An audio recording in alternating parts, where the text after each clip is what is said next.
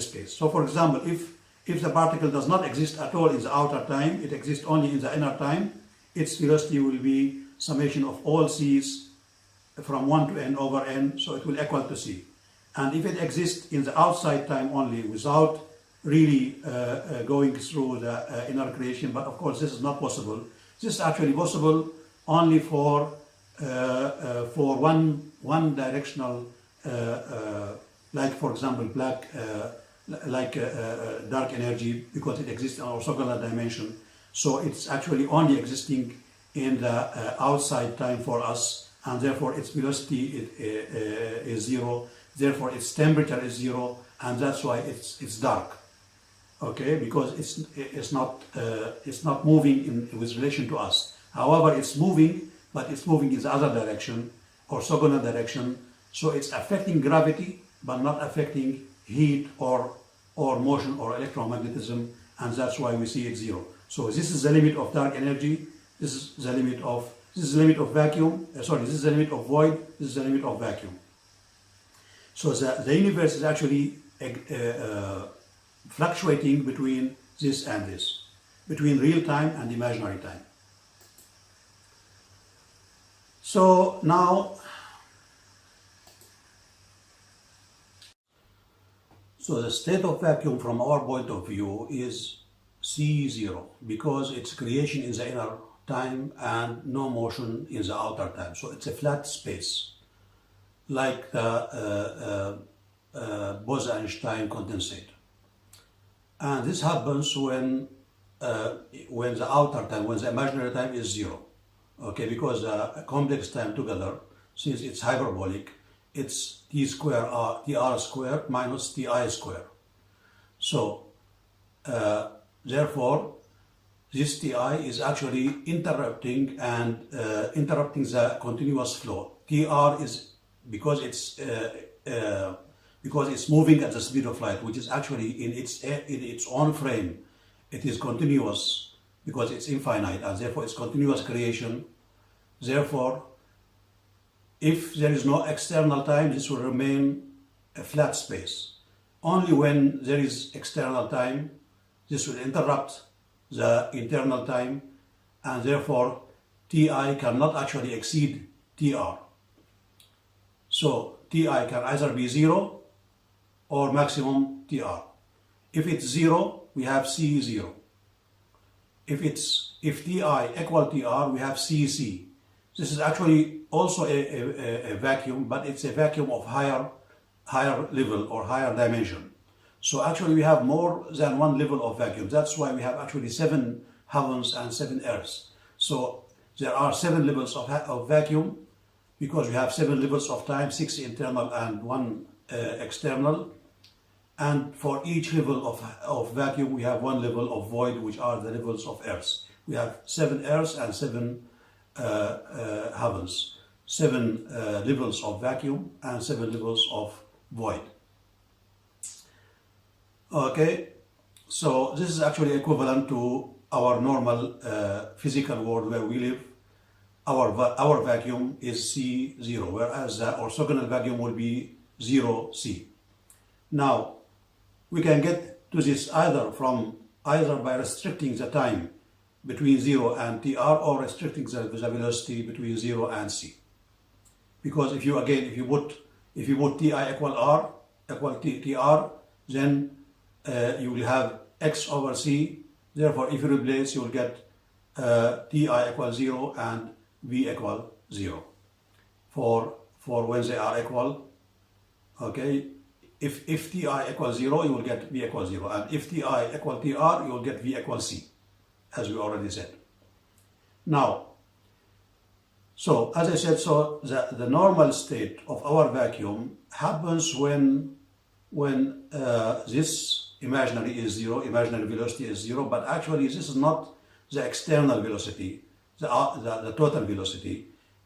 It must be 0 for all vector velocities or movements, no real movements. Therefore, actually it's like 0 temperature. And that's why this state is equivalent to the Bose-Einstein condensate. It happens only at the extreme state of 0 temperature, where no movement of whatsoever, no even motion of any electrons or any protons. Of course, this is extreme state, like absolute zero temperature. Only in this case we will get infinite Euclidean space, which is vacuum, either described as Tr0 for Ti or C0 for velocity. So this is our normal vacuum, but there is also opposite or orthogonal vacuum that is 0, 0C. Now, so as I said, therefore we have two arrows of time, one for our own vacuum and one for the other vacuum. And that's all because in the hyperbolic split complex numbers, we have positive signature and negative signature. So we are actually living in the positive side and there is a negative side. However, even for the, suppose we are living in the negative side, we will see it as positive and we will see the other one as negative. So it's a reflection actually, just like looking in the mirror. Okay. So actually it's 0C for us, but if we were there, it would be C0 or CV for that space. Now, okay. Therefore, we have supersymmetry. So we have the normal physical world, and the other actually describes the psychical world, but now I don't really want to explain why it is the psychical world, because this will take us to a completely different area. But believe me, it exists, and actually these two worlds exist together, and they are always in continuous communication and continuous conversion from these states to the other two states, because if you combine these two supersymmetrical states, you will end up with full vacuum and zero void. So when you combine CC plus 0, 0, you will get 0C plus 0 plus C0. So the whole world, every point in the world, at every single point of time, it's always converting from void to vacuum and from vacuum to void, and in the process it separates to the two supersymmetrical world. Of course, this annihilation is happening at the points of geometry, and that's why we don't really see any effect of it. Because normally, if you have such a interaction, like matter-antimatter pairing or pair production, you will have, of course, very high energy, and this is even for the smallest micrograms, it will have a disaster or a explosion. So this is happening on the whole universe, yet it's not having any explosion or any big effect, and that's because it's happening sequentially, as we said even from the beginning. It's happening at the points of geometry one by one, and actually it's the source of our cognition and perception of the world. So our perception is in reality the meeting or the combination between the two extreme or two orthogonal arrows of time, and therefore causing a point of information. This is like light, and this is like zero, and this information is splitting into matter and antimatter.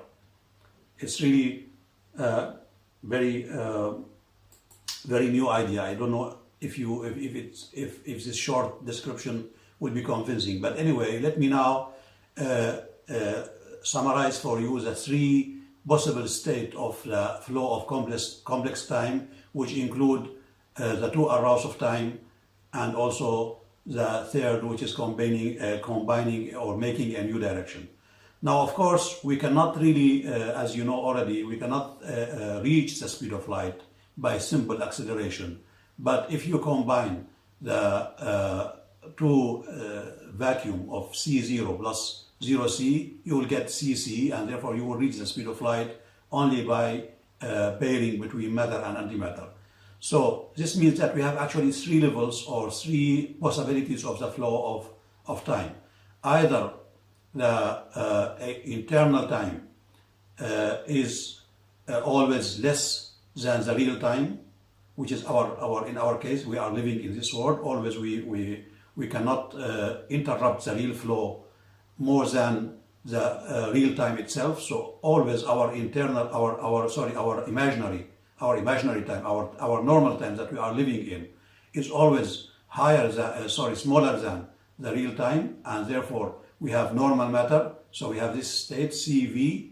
So we have full inner time, full inner velocities, which is the velocity of creation, and limited external velocity, and therefore always Ti is always less than Tr, and it can never reach it except when we accelerate to the speed of light, which is not possible by acceleration, by simple acceleration.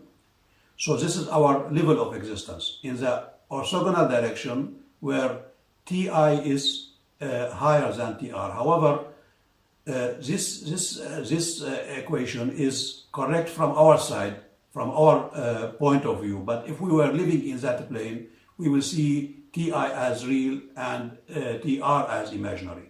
So now we see our time as imaginary and the space is real, but actually it's the opposite way. Our time is imaginary and the space is real. If we are in the orthogonal direction, we will see the imaginary time, which is now our time, we will see it real, and the space will be imaginary. So it's just like looking in a mirror. Therefore, that vacuum will be, as we said, will be described by C0, and the creation there will be described by that will be described by 0C, and the creation will be described by VC, which is a state of antimatter. Now, only when Ti equals Tr, which is not possible by simple acceleration, as we said, we will get a new Euclidean space, which is CC, like in our case it will be spherical vacuum. And if you are in a spherical vacuum, if you again accelerate or you combine to this new, you get this new C, you will get a new dimension. So whenever you reach the speed of light, but not by acceleration, you reach the speed of light by pairing with a symmetrical vacuum. If you pair the two vacuums from 0C to C0, you will get 00 plus CC and the opposite.